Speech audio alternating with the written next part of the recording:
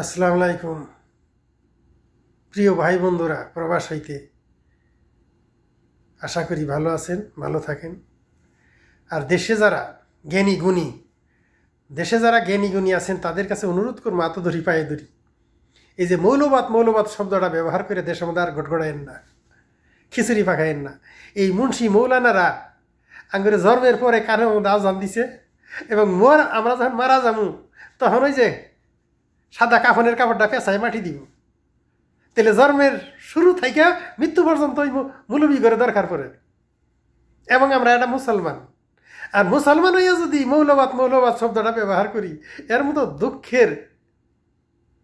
মতো দুঃখের আর বিষয় কোনো হইতে পারে না। তাই বাংলাদেশের যারা জ্ঞানী তাদেরকে অনুরোধ করবো হাত ধরি পায়ে ধরি এই মৌলবাদ শব্দটা ব্যবহার করে আঙ্গরে দেশটার ভিতরে খিচুড়ি পাকায়েন না, আর খিচুড়ি পাখায়েন না। এই দেশটা তো শান্তিতে চলবার দেন। অনুরোধ থাকলো জ্ঞানীদের কাছে, যারা বড় বড় জ্ঞানী, হ্যাঁ, এই দেশের ভিতরে খিচুড়ি পাখায় কারায় জ্ঞানীরে।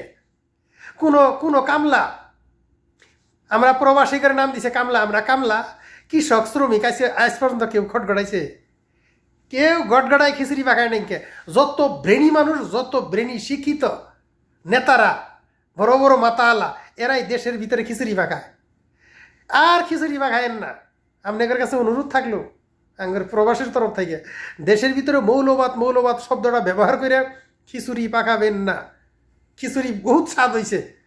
এই দেশ স্বাধীনের পর থেকে খালি খিচুড়ি খাইতে খাইতে পাতলা পায়খানা হয়ে গেছে গাঙ্গুরে। আর খিচুড়ি